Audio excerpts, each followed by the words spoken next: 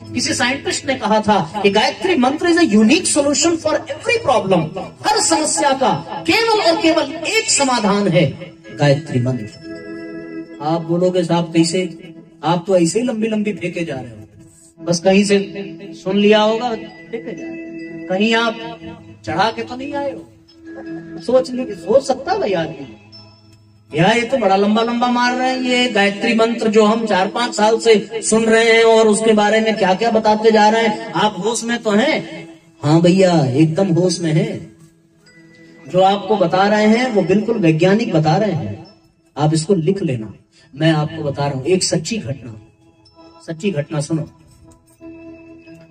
सच्ची घटना ये है कि एक बार एक आदमी सूर्य की ऊर्जा से लाभ मिलता है या नहीं, इसको पाने के लिए जून की गर्मी में, भरी गर्मी में, कब की? जून की, बिल्कुल दोपहर में बिना कपड़े के पहुंच गया सूर्य की प्रकाश में, और सूर्य भगवान को यूं ऐसे घूर के देखने लगा।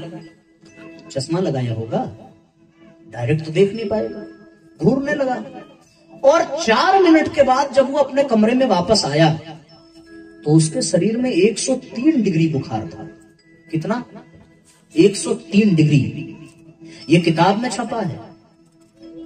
और अगले दिन फिर 4-5 लोग इकट्ठा हुए और वो सारे लोग फिर से सब कपड़ा निकाल करके सूर्य भगवान के प्रकाश में फिर से बैठे दोपहर में। और अब की बार 4 मिनट में 11 मिनट बैठे, घड़ी के टाइम को देख करके। और अब की बार घूर करके नहीं बैठे, अब की बार वो सूर्य के नीचे बैठे उसके प्रकाश में। तो फिर अक्षत लिया, पुष्प लिया, जल लिया, प्रसाद लिया और हाथ जोड़ करके गायत्री मंत्र पढ़ते हुए 11 मिनट उन्होंने बिताया, गायत्री मंत्र पढ़ते हुए। और उसके बाद जब वो कमरे में वापस गए 11 मिनट के बाद, पिछली बार 4 मिनट ही बैठे थे तो 103 डिग्री बुखार था, और अब की बार वो 11 मिनट बैठे और गायत्री मंत्र पढ़ते हुए बैठे। तो जब वो कमरे में गए और उन्होंने अपने शरीर का तापमान नापा तो उनके तापमान में कोई परिवर्तन नहीं था, बल्कि उनके शरीर में विटामिन डी बढ़ा हुआ था जो उनके स्वास्थ्य के लिए लाभदायक था।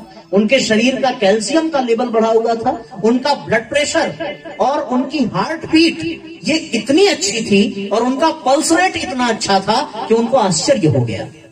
तो उसी सूर्य के सामने वही ऊर्जा है, बस गायत्री मंत्र को हटा दिया, श्रद्धा खत्म कर दी, तो फिर वो सूर्य शरीर के तापमान को बढ़ा देता है। और यदि वही ऊर्जा गायत्री मंत्र के साथ ग्रहण की जाए तो वो हमारे लिए लाभदायक हो जाती है।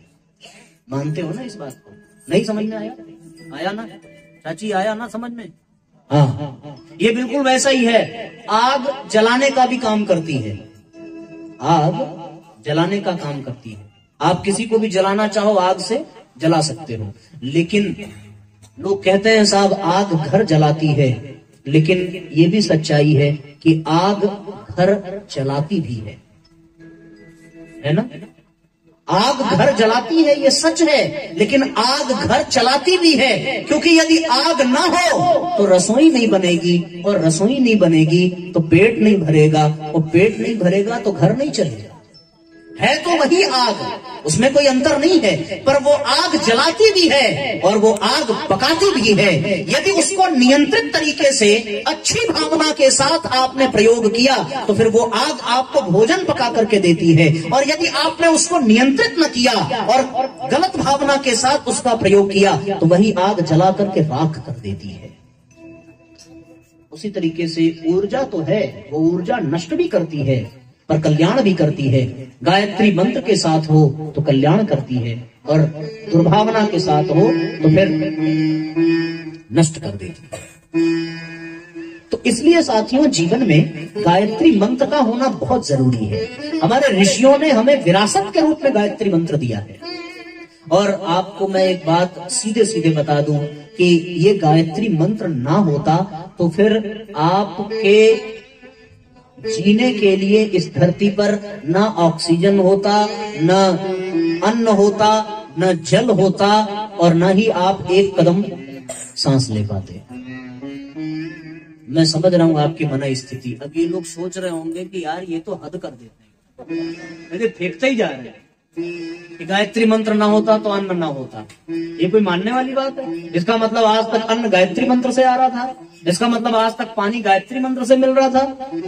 लेकिन समझो, हम ऐसे ही नहीं बोल रहे हैं। अच्छा एक बात बताओ, आपके पास ज्यादा पानी है या समुद्र के पास है? जरा जोर से बोलो ना, देखो बातचीत करने में मजा आता है भाई, थोड़ा तेजी से आवाज देना। आपके पास पानी ज्यादा है या समुद्र के पास? समुद्र के पास ना, पर प्यास केवल आप वाला पानी बुझाता है, समुद्र वाला पानी नहीं बुझाता। वो कल भाई साहब ने बताया कि समुद्र का पानी खारा होता है, आप लोगों ने भी सुना होगा, उससे कोई प्यास नहीं बुझा सकता। लेकिन आप वाला जो पानी है वो पानी प्यास बुझाता है। पर विचार करके देखो कि आप वाला जो पानी है वो आया कहां से? हाँ, समुद्र से ही तो आया। आप बोलोगे साहब जमीन में आया, जमीन से आया। जमीन में कहां से आया? अब मैं आपको बताता हूं कहां से आया। है तो पानी समुद्र में और कहीं नहीं है, पर वो समुद्र का जो पानी है, सागर देवता, देखा है ना, सागर को भी देवता कहा गया है। वो सागर गायत्री मंत्र का जप करता है और उस सागर के गायत्री मंत्र के जपने के कारण भगवान सूर्य उसके जल का वाष्पीकरण करा करके बादल तक पहुंचाते हैं और फिर वो बादल धरती के कोने कोने में जाकर के बरसात करता है। पानी समुद्र का है, पर गायत्री मंत्र के कारण वो पानी पीने के योग्य बन जाता है और सूर्य भगवान की कृपा के कारण वो पीने के योग्य बन जाता है। गायत्री मंत्र। अब बात समझ में आ रही है? इनको देख के ताली न बजाना, इनको अच्छी लगी इन्होंने बजा दिया, आपको जमे तो बजाना। पर आप ये समझ लो कि पीने का पानी मिलता है तो केवल और केवल गायत्री मंत्र से मिलता है, बिना उसके नहीं मिलता। भोजन की बात कर लो, बताऊं? वो भी बताऊं, भोजन वाले भी बात बताऊं? बता देता हूं, ठीक? इसका मतलब आनंद आ रहा है आप लोगों को। देखो भोजन भी हमें गायत्री मंत्र से ही मिलता है। पूछो कैसे? वो ऐसे कि बिना सूर्य के प्रकाश के एक भी फसल पक सकती है क्या? पक सकती है क्या? अच्छा मैंने अभी बताया कि ऊर्जा जलाती भी है और ऊर्जा पकाती भी है। तो यदि ऊर्जा दुर्भावना के साथ हो तो वो जलाती है, लेकिन यदि वो गायत्री मंत्र के साथ हो तो वो पकाती है। तो घर वाली आग, घर वाली ऊर्जा यदि गायत्री मंत्र की भावना से करो तो पकाती है, तो फिर सूर्य की ऊर्जा उस अन्न को कैसे पकाती है? वो केवल इसलिए क्योंकि आपने शायद न पहचाना हो, क्योंकि हमारी वो शक्ति नहीं है। वैज्ञानिक ये कहते हैं कि ब्रह्मांड के कण कण से प्रणव शब्द का, ओम का उच्चारण होता है और उस ओम की व्यापकता ही गायत्री मंत्र के रूप में निकल करके आती है। फिर धरती का कण कण गायत्री मंत्र जपता है और फिर इस धरती पर पड़ने वाला एक भी बीज सूर्य के प्रकाश से पक करके अन्न बनता है और उसे हम ग्रहण करते हैं। तो वो गायत्री मंत्र के कारण ही अन्न पकता है, ये सत्य है। अभी गेहूं लगा है ना, पक रहा है। आप गहराई से सुनना, किसी दिन अनुभव करना हो तो आप अपने कान को बंद करना, दोनों उंगली डाल करके, और गेहूं के खेत में बैठ जाना। आपको ध्यान से सुनने पर ओम की आवाज सुनाई देगी। बहुत गहराई से सुनोगे तो। इसका ये मतलब नहीं है कि कल कथा में आने के बजाय आप लोग गेहूं के खेत में, ये तो बड़ा गड़बड़ हो जाएगा। आप कल के बाद सुनना, ठीक है ना? कल सवेरे यज्ञ में भी आना, शाम की कथा में भी आना। उस परसों आपको समय मिले तो अभी गेहूं रहेगा, अप्रैल तक रहेगा, तब आप जाकर के सुनना। कोई भी आवाज हो, चाहे झरने से गिरने वाले जल की आवाज हो, चाहे धरती पर विचरने वाले किसी कण की आवाज हो, कहीं से भी आप ध्यान से सुनोगे तो केवल और केवल गायत्री मंत्र सुनाई देगा। और उसी एक मंत्र के कारण ये सृष्टि चल रही है, बढ़ रही है, विकसित हो रही है। तो अन्न और जल भी गायत्री के प्रभाव से मिल रहा है। सांस हम ले रहे हैं वो वायु भी गायत्री के प्रभाव से है ना? वृक्ष को भोजन उनकी पत्तियों से मिलता है। पत्तियों में फोटोसिंथेसिस प्रक्रिया होती है, वो सूर्य के प्रकाश के कारण होती है। वृक्ष के वो तना, वो पत्तियां भी गायत्री मंत्र का जप करती हैं, जिसके प्रभाव से वो ऑक्सीजन का उत्सर्जन करती हैं और हम सांस लेते हैं। ये बड़ी नई बात है, आज तक आपने सुना नहीं होगा, लेकिन विश्वास करना, कण कण गायत्री जप रहा है तब जाकर के जीवन में ये लाभ मिल रहा है। तो जब सब कुछ गायत्री मंत्र के कारण है तो हम लोग काहे वंचित हैं भाई? हम लोग क्यों नहीं करते? किसने कह दिया कि गायत्री मंत्र जपने के लिए केवल और केवल गायत्री माता की ही पूजा करनी पड़ेगी? इस शंका से बाहर निकलो। कोई भी देवता हो, जिसमें आपकी श्रद्धा हो, जिसमें आपकी आस्था हो, आप शांति कुंज चले जाओ, वहां केवल गायत्री माता का मंदिर हो ऐसी बात नहीं है। वहां पे आपको शिव जी का भी मंदिर मिलेगा, वहां पे कृष्ण भगवान का भी मंदिर मिलेगा, वहां राम का भी मंदिर मिलेगा। अरे ये तो बहुत कम है, वहां पर चारों धाम का आप दर्शन कर सकते हो। परम पूज्य गुरुदेव ने देवात्मा हिमालय में सब ला करके बिठा दिया, न केवल बल्कि ऋषियों की आत्माओं को भी वहां पर स्थापित किया। तो गायत्री मंत्र जपने वाला किसी एक देवता का केवल गायत्री का पुजारी हो ऐसी बात नहीं है। आप तो सूर्य, शिव, विष्णु, शक्ति, काली, दुर्गा, हनुमान, किसी की भी पूजा करो। बस कहना इतना बड़ा है कि मंत्र गायत्री का हो, तभी तो आप उनसे सामंजस्य बना पाओगे और उनकी ऊर्जा को अपने भीतर ग्रहण कर पाओगे।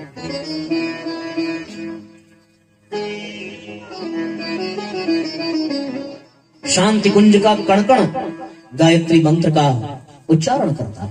कण कण बड़ा प्यारा एक गीत है, चलो गुनगुनाते हैं हम लोग। कण कण गायत्री जप रहा है।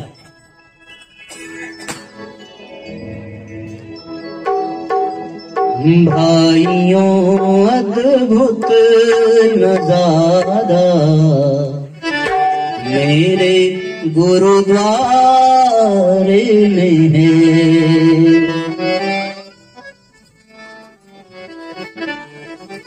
एक साथ तालियां बजाते हुए बोलिए शांति कुंज हरिद्वार की जय। भाइयों अद्भुत नजारा मेरे गुरुद्वारे में है।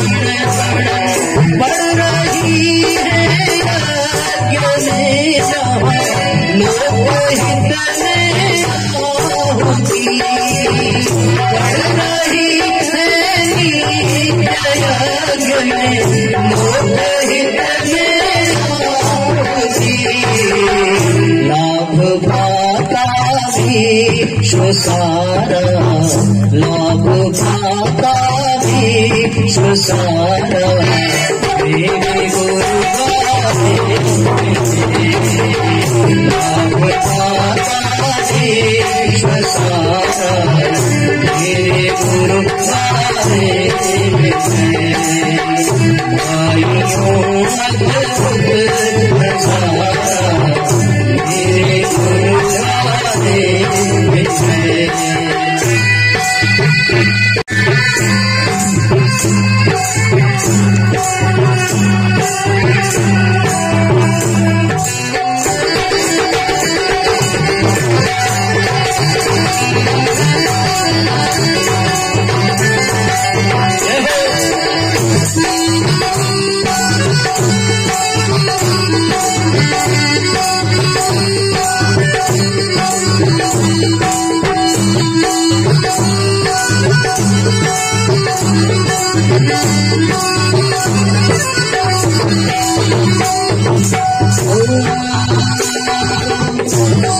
सप्तऋषियों की सदा जहाँ चल रही है परंपरा, सप्तऋषियों की जहाँ सदा चल रही है परंपरा,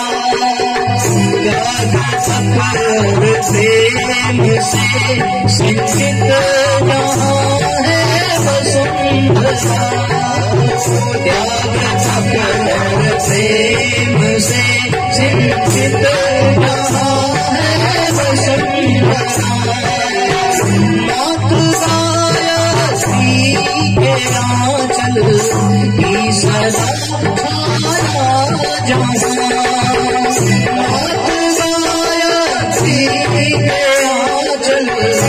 सदा छाया जहाँ, स्वयं शिव गुरु बन पधारा, स्वयं शिव गुरु बन पधारा, गुरुद्वारे स्वयं शिव गुरु बन पधारा, मेरे गुरुद्वारे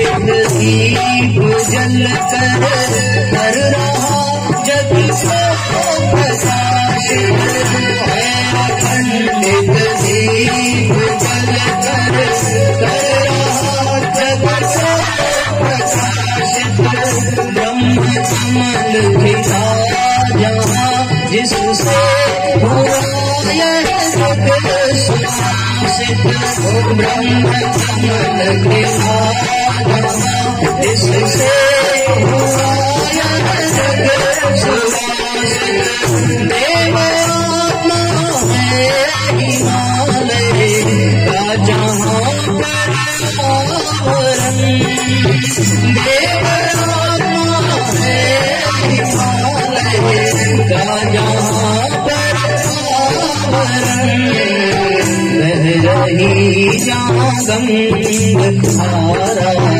बह रही जहाँ गंग धारा, मेरे गुरुद्वारे बह रही जहाँ गंग धारा, मेरे गुरुद्वारे मेरे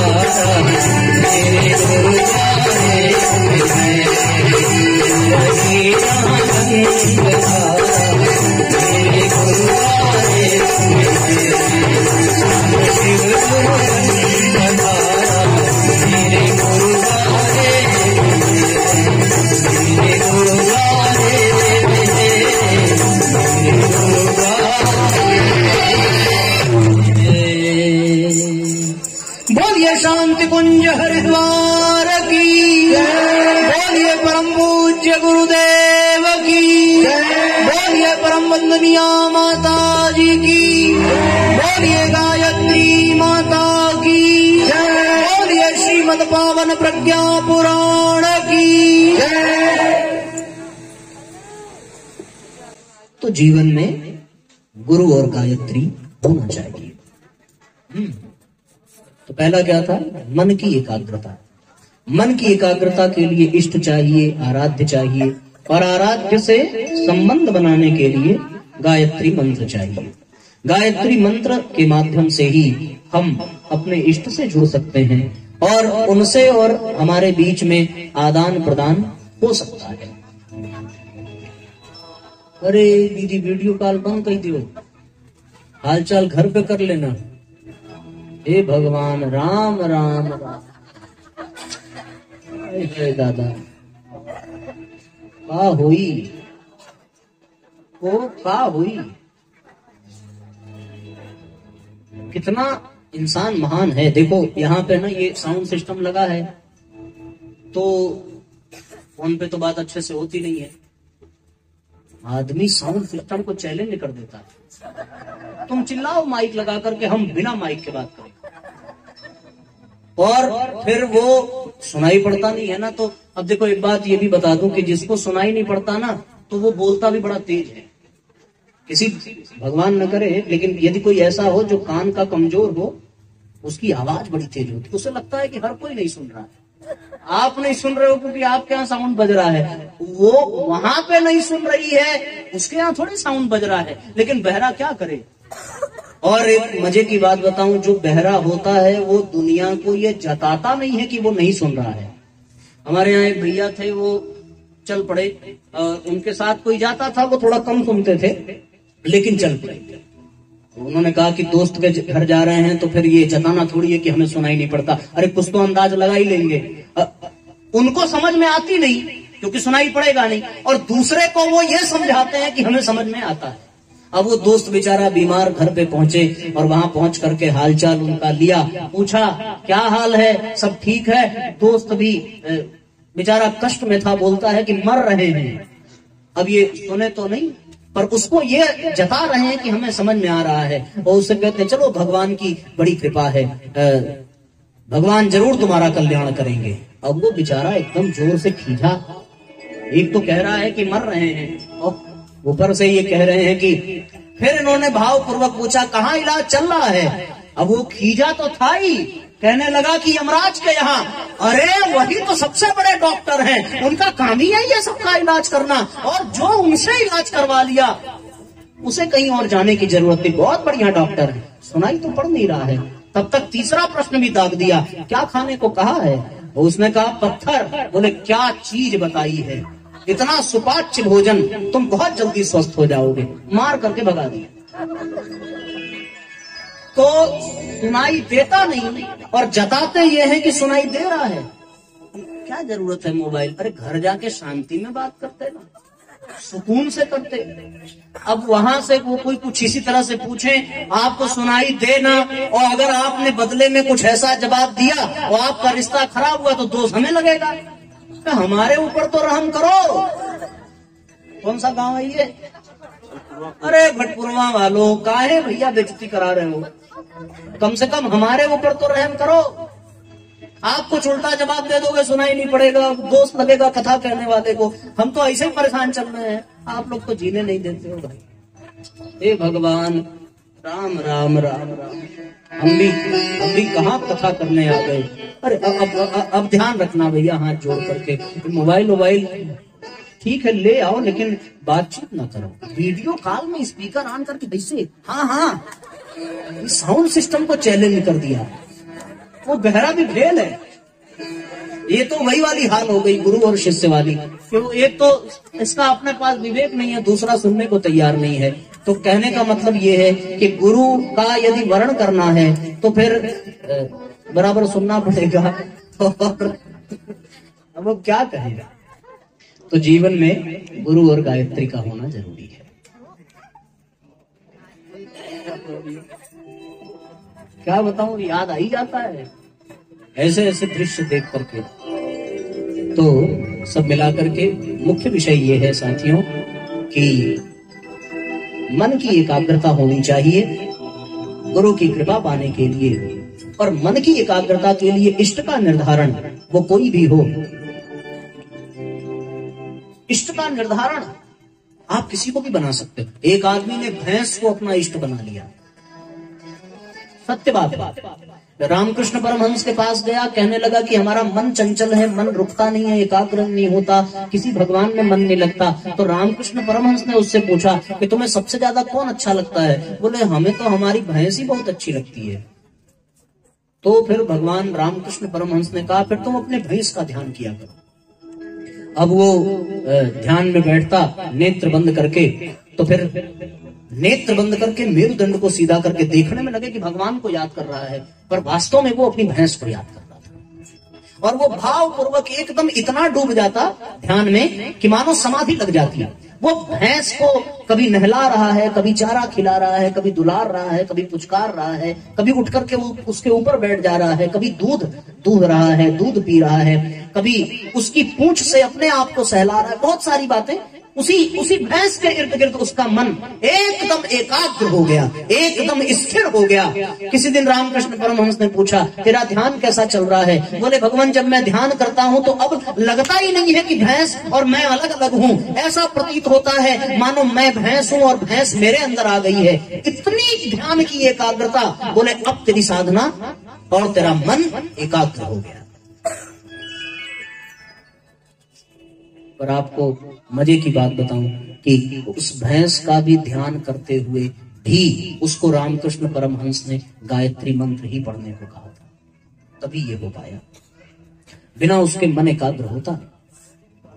जिन विद्यार्थियों का पढ़ने में मन नहीं लगता उनको आप गायत्री मंत्र लेखन कराओ। मंत्र लेखन पुस्तिका है यहाँ पर, वहां साहित्य स्टॉल पर है, नहीं है तो उसको मंगाना और यहाँ के बच्चों को वितरित करना जिनका मन नहीं लगता। मैं आपको बताता हूँ 3 वर्ग। एक तो जवानी जिसमें लोगों का मन चंचल होता है, एक बच्चों का मन एकाग्र नहीं होता, और तीसरा जो वृद्ध होते हैं उनको हाथ उनका कांपता है।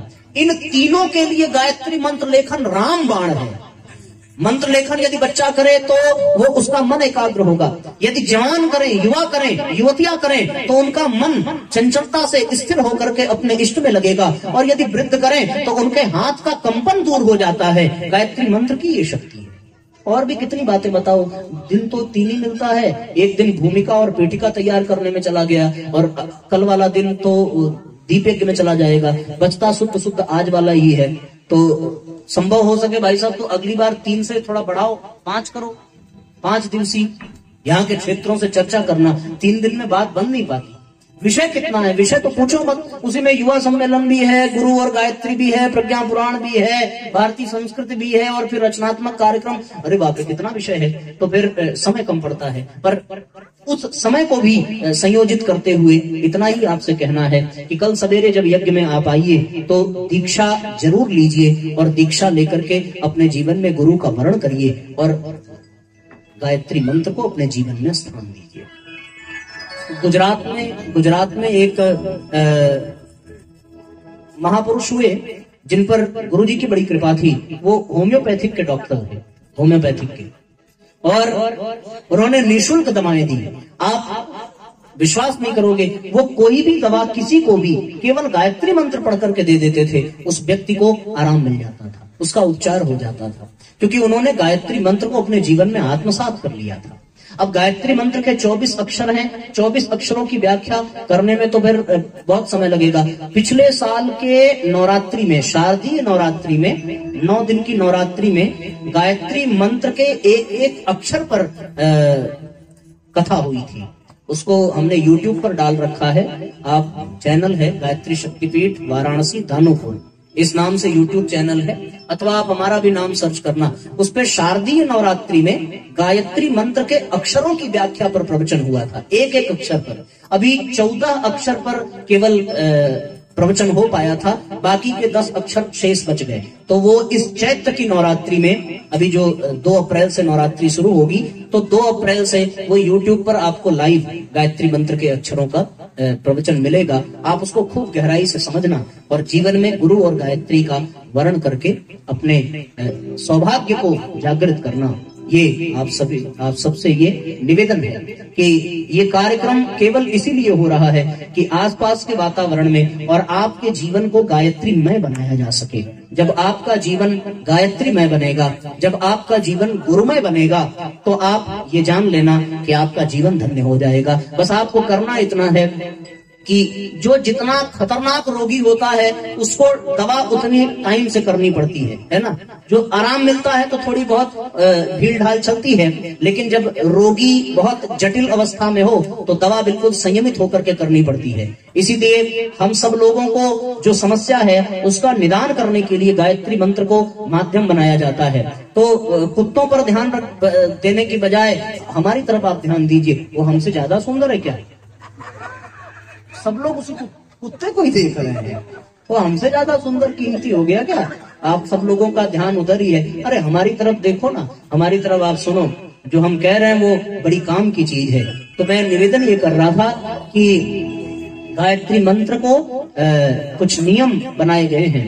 वो ये है कि आप ब्रह्म मुहूर्त में स्नान के पश्चात आप अवश्य कम से कम 15 मिनट गायत्री मंत्र का जाप करना ही करना चाहिए। जो लोग ब्रह्म मुहूर्त में स्नान न करते हो, गृहस्थी के कारण घर के घरेलू काम होते हैं, गाय है, गोरू है, तमाम व्यवस्थाएं होती हैं, तो फिर वो दोपहर में स्नान कर पाते हैं। तो आप दोपहर में यदि स्नान करते हो तो आपके लिए एक विशेष छूट परम पूज्य गुरुदेव ने दी कि जब आप सुबह बिस्तर पर सो करके उठें तो उठते ही आपको केवल और केवल एक काम करना है कि उठने के बाद घड़ी से देख करके 15 मिनट तक बिना नहाए, नहाने की आवश्यकता नहीं है। कुछ लोग सोचते हैं कि बिना नहाए हम जप नहीं कर सकते, बिना नहाए हम गुरुजी ने इतनी छूट दे रखी है कि आप केवल और केवल इतना करना कि सवेरे जब सो करके उठना तो फिर अपने दोनों हाथों को रगड़ना, अपनी आंखों को सहला करके अपने नेत्रों को खोलना और सूर्य भगवान का ध्यान करते हुए या परम पूज्य गुरुदेव का ध्यान करते हुए घड़ी के टाइम से 15 मिनट गायत्री मंत्र का जप करना। उसके बाद आप अपने बिस्तर पर उठना। यदि ये काम आप स्नान करके माला लेकर के करें तो आपको बहुत अच्छा होगा। लेकिन यदि आप ना कर सकें तो ये ऐसा उपाय है जिसे हर व्यक्ति कर सकता है। सो करके तो सब लोग उठते हैं ना, ऐसा कोई तो है नहीं जो उठता ही ना हो, उठते तो सभी हैं। तो उठने के बाद हम लोग क्या करते हैं? उठने के बाद सबसे पहला काम अलार्म बंद करते हैं ना। जो अलार्म लगा करके सोते होंगे वो पहले वही करते हैं, और अलार्म बंद करके क्या करते हैं? फिर सो जाते हैं, यही करते हैं। तो आप जब उठना, जैसे ही आप एक चीज का एक ही भाव में रहना आप कि जब आपकी नींद खुले तो आप तुरंत उठ करके तन करके बैठ जाना अपने बिस्तर पर और नेत्र बंद करके मेरुदंड को सीधा करके देखो। 2-4 दिन आपको लगेगा कि नींद आ रही है, मन नहीं लग रहा है, जम्हाई आ रही है, पर 2-4-10 दिन बाद आपका इतना बढ़िया अभ्यास हो जाएगा कि आप सवेरे सो करके उठेंगे, उठते ही गायत्री मंत्र जपेंगे तो आपका पूरा दिन मंगलमय होगा, आनंददायक होगा, क्योंकि आप उसी भाव में रहेंगे। अब आप 15 मिनट गायत्री मंत्र का जप करके जब अपने बिस्तर से उठोगे तो क्या उठते ही किसी को गाली दे सकते हो? क्या उठते ही आपको क्रोध आएगा? आपका मन और मस्तिष्क इतना शांत और शीतल होगा कि आपको हर चीज में आनंद आएगा। यदि कोई गाली भी देता है तो भी आपके मुख में गायत्री मंत्र चलेगा और फिर आप जो है उसकी गाली की भी परवाह नहीं करोगे, क्योंकि आप तो गायत्री जपने वाले हो। और गायत्री जिस जिह्वा से जपी है उस जिह्वा से अपशब्द और गाली निकले ये तो शोभा नहीं देता। आपके सारे दुर्गुण धीरे धीरे धीरे धीरे छूटते चले जाएंगे। एक समय तो ये कर लेना। और दूसरा, जब आप रात में सोने जाइए, सोने जाते ही होंगे आप लोग ना, तो बिस्तर पे पड़ते ही तो नींद आएगी नहीं, ऐसा तो नहीं बस गिरे और मरे। और सोते समय भी घड़ी के टाइम से 15 मिनट का गायत्री मंत्र का जप। आप विश्वास नहीं करोगे, आधे घंटे जपने वाला जो गायत्री का है, आप ये 7 दिन केवल लगातार करना, केवल 7 दिन। कल रविवार है, बड़ा सुंदर दिन है, रविवार ही गायत्री मंत्र का दिन होता है। रविवार से लेकर के अगले रविवार तक सुबह उठते ही और रात में सोते ही केवल और केवल बस आधे घंटे आप गायत्री मंत्र का जप करो। यदि आपके जीवन में आपको परिवर्तन न महसूस हुआ तो आप जो कहना मैं वो हार जाऊंगा, ये मैंने देखा है। 7 दिन तक जपने वाला व्यक्ति जो बहुत बड़ा क्रोधी इंसान है, वो क्रोध करना भूल जाता है। अगर वो नियम से ये करे तो सब कुछ बदल जाता है, परिवर्तन हो जाता है, ये जान जाए। और इसका सबसे खतरनाक असर पता है कब होता है? यदि आपको किसी को गोली मारनी हो, गोली मारनी हो, मारने को कह नहीं रहा हूं, ध्यान से सुन लो। यदि किसी को गोली मारनी हो तो आप खींच के मारोगे या बंदूक में भर के मारोगे? खींच के मारोगे तो मरेगा, खींच के मारोगे तो लौट के गोली आ जाएगी और वो गोली लेके आएगा और फिर आपको वो ठंडा गोली गर्म पानी देगा, फिर हमारा दोस्त मत देना। अगर मारना ही है तो बंदूक में भर के मारोगे, तब वो पक्का मरेगा। पक्की बात ना? उसी तरीके से जैसे गोली को बंदूक में भर के मारने से चोट पहुंचती है ज्यादा और आदमी मर जाता है, उसी तरह गायत्री मंत्र को दीक्षा लेने के बाद जपने से वो खतरनाक गोली वाली ताकत मिलती है। बिना दीक्षा के जपोगे मतलब बिना पिस्तौल के आपने गोली ऐसे ऐसे ऐसे बिना दीक्षा लिए, और दीक्षा लेकर के आपने जपा तो फिर कारतूस एकदम तेजी से निकलता है और छेदते हुए निकल जाता है। तो फिर व्यक्ति की कुंडलिनी जागृत हो जाती है, गायत्री मंत्र का पूरा लाभ मिलता है। तो दीक्षा लेकर के जप करने का गजब का प्रभाव है। आपको एक ही बात करनी है कि कल सवेरे जब यहाँ पर दीक्षा संस्कार हो तो आप दीक्षा सेट लेना, दीक्षा लेना और फिर गायत्री मंत्र का जप करना। तो शाम वाले प्रवचन में जब हम लोग फिर से मिलेंगे तो आपको फिर दीक्षा के जितने भी सूत्र हैं, जितने भी कायदे कानून हैं, वो सारी चीजें अवश्य बताएंगे और आप सब लोगों को जीवन में गुरु और गायत्री का सानिध्य मिले तो हमारा यहाँ बैठना, आपका वहाँ बैठना और भाई साहब का ये आयोजन कराना, ये सब सार्थक हो जाएगा। कितने लोग लेंगे? अरे आप कितने लोग लेंगे ये पूछ करके आपने इन लोगों का अपमान किया है। कितने लोग लेंगे ये पूछ करके अपमान किया है। तो भैया गुलाब जामुन बटे और ये कहा जाए कि भंडारे में बट रहा है और कोई कहे कि कितने लोग लेंगे तो मर्चा नहीं लगेगा? अच्छा बताओ गुलाब जामुन कितने लोग लेंगे? हाथ उठाओ जरा।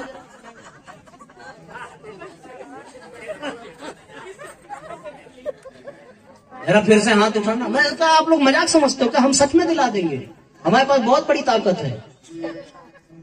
आप लोगों को गुलाब जामुन नहीं पसंद है? तो हमें पसंद है तो हम सोचे आपको भी पसंद होगी। कहने का मतलब, अच्छा ये सारी बात तो अपनी जगह, चलो गुलाब जामुन तो बहुत बड़ी की बात है, भंडारे की व्यवस्था है ना भोजन की। चलो भोजन कौन कौन लोग यहाँ करेंगे? आज जरा हाथ उठाओ, उठाओ जल्दी उठाओ, नहीं मिलेगा नहीं, बता दे रहे हैं। हाँ ये देखो, अब आप इनसे पूछो कितने लोग करेंगे तो फिर आपकी हुलिया का क्या हाल होगा, सोचिए जरा। तो फिर उसी तरीके से जिस चीज से भाई लाभ मिल रहा है उसके लिए ये पूछना कि कितने लोग करेंगे, आपकी बेइज्जती हो जाएगी। इसलिए ऐसा मत होने देना।